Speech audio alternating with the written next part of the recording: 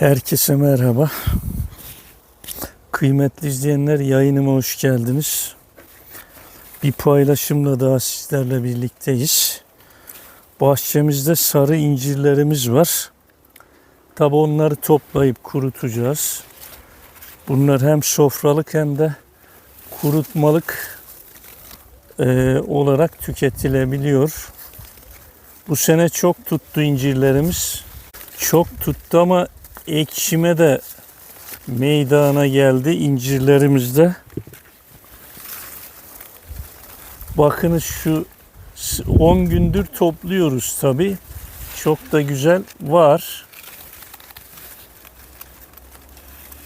Evet ama ekşime olmuş. Şöyle içinde açayım. Çok güzel. Ekşime olmuş ama bakalım nasıl olacak. Aşırı bir ekşime yok ama var. Şu mesela kıymetli izleyenler, şu dala bakın. Bakınız 3 tanesi de olgunlaşmış. Şöyle toplarken tabi çok ekşi olursa şuralardan su akıyor. Şu yarılmış kısımlardan. Tabi biz ne yapıyoruz? Onları hemen atıyoruz. Kurutmakla uğraşmıyoruz. Evet.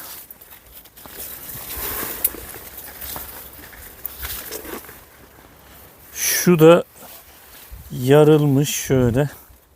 Gördüğünüz gibi. Evet, şunda da hafiften bir, gerçi henüz ekşime gözükmüyor tam ama kuruyunca siyahlaşıyor. Yani ondan anlıyoruz.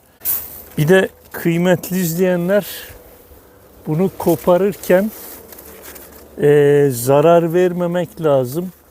Şöyle ters tarafa çevirip koparıyoruz. Mesela bu olmadı. Buradan çürümeye başlar incir. Biraz daha, yani sapıyla mümkünse, tabi fazla olgunlaştığı için yine koparmayı beceremedik. Şunu bir deneyelim. Şöyle bir ters çevireceğiz. Bakınız bu oldu.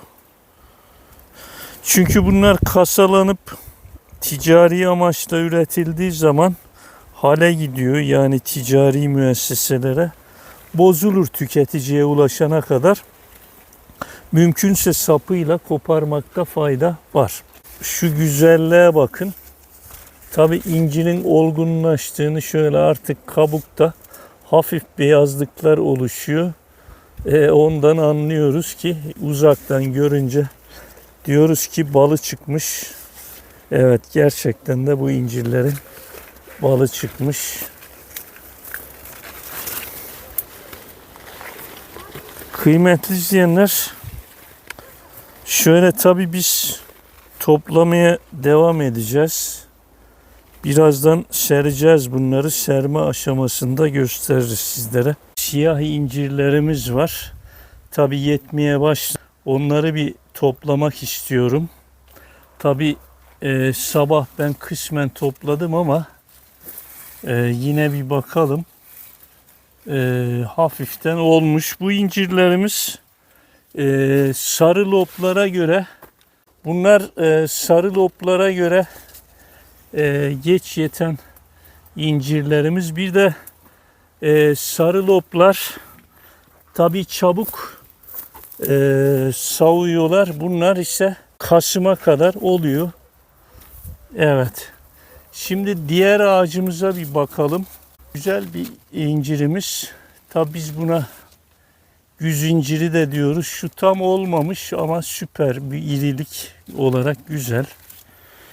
Yine şöyle bir bakalım. Evet, şunlar güzel olmuş. Şöyle bir içe doğru girelim bakayım. Tepsimizi şöyle koyalım da.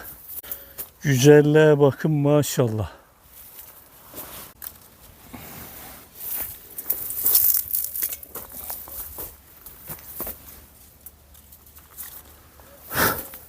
Geçen sene karıncalar bize yedirmemişti bu inciri. Bu sene karınca çok yok. Güzel de görünüyor. Yine şu dalda da.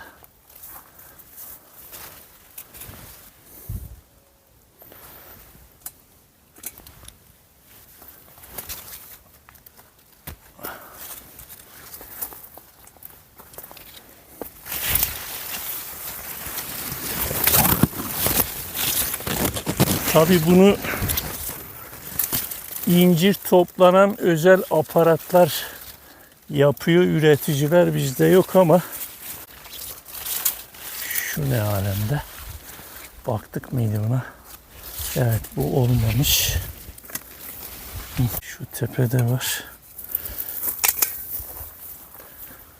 Şuna baktık mıydı? Evet, bunlar da olmuş. Hatta çürümeye bile başladım. İncirlerimizi topladık. Şöyle güzel incirler elde ettik. Kıymetli izleyenler, incirlerimizi toplayıp kurutuyoruz. Şöyle yakından da göstereyim.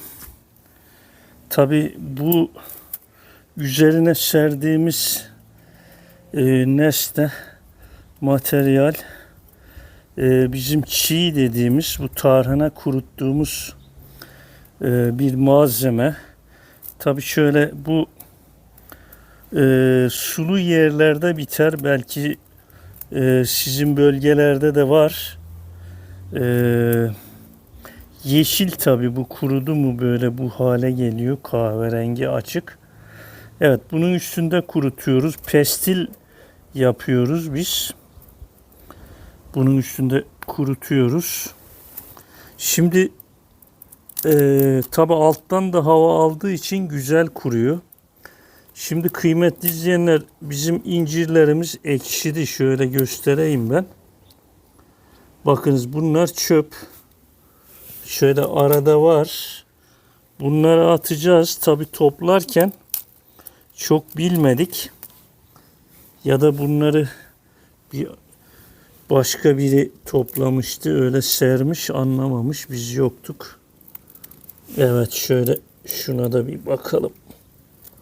Yani mesela şunun da bir kısmı ekşimiş. Yani bozulmuş incir dalında. Bunun belki şu sarı kısımları alınabilir. Yani değerlendirilebilir. Bak, şu çok güzel bir incir. Şöyle. Asıl incir böyle olacak. Yani sapsarı, altın sarısı gibi. Rengi bozuksa o incir sıkıntılı. Bakınız, şöyle arada da var, bunlar çöp.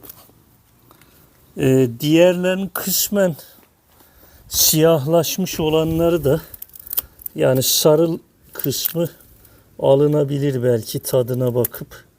Yoksa bunlar, bakınız şöyle çöp. Bunları atacağız. Ben yaşını da göstereyim size. Evet, bunları bir şöyle atalım.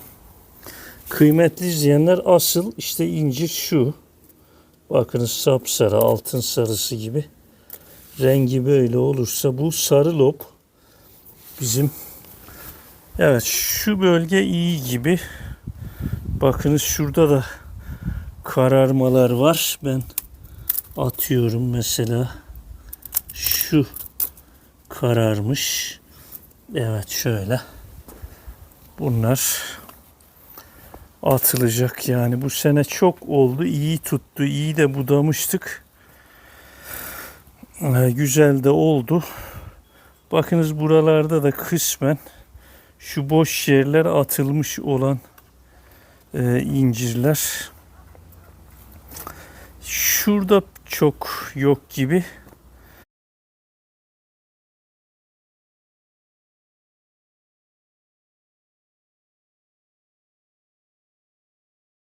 İncirlerimiz kuruttuk. Tabii şu şekilde kurudu. Güzel gerçekten. Ama şöyle kırmızı gibi olanlar hafiften ekşimiş olabilir. Tabii bunlar birinci kalite değil. Daha güzel olanlarını sattık. Yani bunları da e, kendimiz tüketeceğiz. Ekşim işleri atmıştık zaten. Siyahlaşmıştı. Serme işini gösteremedim. Yani o çiğ dediğimiz eşyamıza, nesnemize bunu inciri taze bir şekilde şu şekilde zaten koyuyorduk üzerine.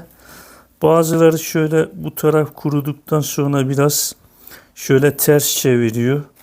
Şekil vermek için şu şekilde yani eliyle birkaç gün kuruduktan sonra böyle şekil verip tekrardan kurutabiliyor. Tabi kuru incirin birçok faydası var kıymetli izleyenler. Kur'an-ı Kerim'de geçen de bir meyvemiz. Yani kabızlığa iyi geliyor.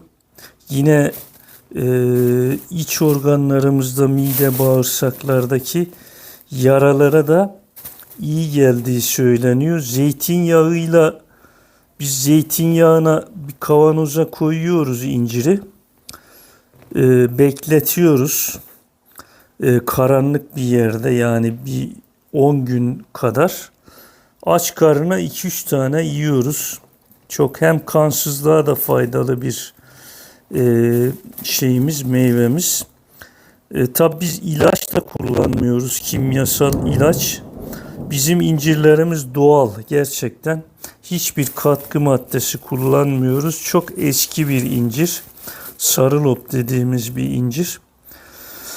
Tabii ki incirin faydası saymakla bitmez kıymetli izleyenler. Bir paylaşımı daha burada noktalıyoruz. Bir sonraki paylaşımda görüşmek üzere. Hoşça kalın.